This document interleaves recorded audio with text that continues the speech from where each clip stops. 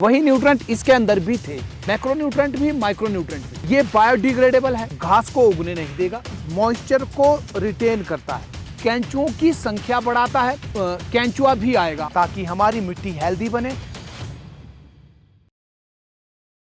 Inorganic mulch को हम कई वर्षों पहले छोड़ चुके हैं, उसके नुकसान मैंने देखे बगीचों के अंदर, इसलिए उसको हमने अवॉइड किया। वो अब हम बगीचे के अंदर इनऑर्गेनिक मल्च का प्रयोग नहीं करते हैं, ऑर्गेनिक मल्च का प्रयोग करते हैं। और ऑर्गेनिक मल्च में आज जो आप देख रहे हैं इस ऑर्चर्ड में और बाकी दूसरे ऑर्चर्ड में हमने जो अभी मल्च डाली है वो धान की पराली यानी पैडी स्ट्रॉ का हमने यूज़ किया है मल्च के तौर पर। ये जो पैडी स्ट्रॉ है ये प्लांट रेजिड्यू है, तो इस वजह से पौधे, आप समझते हैं, आप जानते हैं, पौधे के अंदर जो ये धान का पौधा था तो धान के पौधे में सारे न्यूट्रेंट्स हैं जो न्यूट्रेंट इस पत्ते को चाहिए, इस पौधे को चाहिए, वही न्यूट्रेंट इसके अंदर भी थे। मतलब मैक्रो न्यूट्रेंट भी, माइक्रो न्यूट्रेंट भी। तो इसके साथ मैक्रो और माइक्रो न्यूट्रेंट्स भी सॉइल में ऐड हो जाते हैं। और दूसरी चीज़ यह है कि ये बायोडिग्रेडेबल है, यानी अपने आप डिकम्पोज होगा। ज़मीन में जब इसको डालते हैं तो ज़मीन बन जाएगा, ये भी मिट्टी बन जाएगा, न्यूट्रेंट भी ये ऐड करेगा इसमें, और साथ ही साथ ये ऑर्गेनिक मैटर बढ़ाएगा, सॉइल को लूज करेगा। और इसके साथ साथ ये बात हुई डिग्रेड होने के बाद, पराल के सड़ने के बाद की ये बात हुई कि ये क्या क्या देगा, मरने के बाद, सड़ने के बाद। सड़ने से पहले क्या क्या काम करेगा? सड़ने से पहले ये काम करेगा कि एक तो घास को उगने नहीं देगा, घास नहीं उगने देगा। इसको डाले हुए लगभग 20 से 25 दिन हो चुके हैं और अभी तक आप देख सकते हैं घास नहीं उगी है। एक तो घास नहीं उगने देगा, खरपतवार को कंट्रोल करेगा।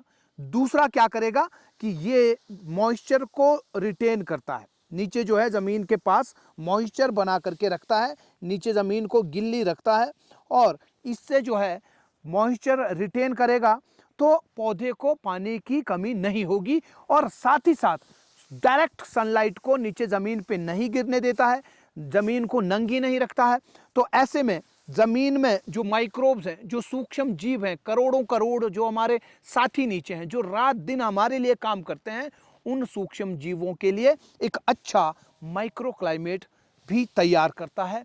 एक सूक्ष्म वातावरण जो है नीचे उन माइक्रोब्स के लिए सुंदर वातावरण का निर्माण करता है, जिससे कि ज़मीन के अंदर के माइक्रोब जो हैं वो अच्छे से काम कर पाएँ, फले फूलें, केंचुओं की संख्या बढ़ाता है। और अगर तो आपने इसके साथ साथ जीवामृत का प्रयोग किया, हम जीवामृत डालते हैं, ये जो ड्रिप लाइन आप देख रहे हैं, ड्रिप लाइन से हम जो है जीवामृत भी देते हैं। तो जीवामृत देने से क्या होगा कि जो गोबर की गंध इसमें है, उस गंध के साथ केंचुआ भी आएगा और केंचुआ जो है इसके साथ में इस पराली के नीचे जो है ज़मीन पर केंचुआ रहता है और दिन रात काम करता रहता है।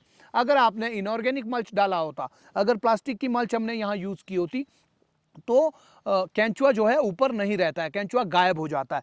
तो इसके लिए भी, तो जब हम इसको डालते हैं तो हमें किन बातों का ध्यान रखना है ये पहले आपको मैं बता देता हूँ। क्या? एक तो ये कि जब आप इसको डालें, जब भी आप मल्च करें तो तने को मल्च से दूर रखना, या यूं कहें कि मल्च जो है तने से दूर रहनी चाहिए, तना खाली रहना चाहिए। ये आप देखें हमने खाली रखा है, ये तना खाली रखना है, तने को नहीं ढकना है और तने से थोड़ा सा दूर 4-5 इंच दूर जो है मल्च रखनी है।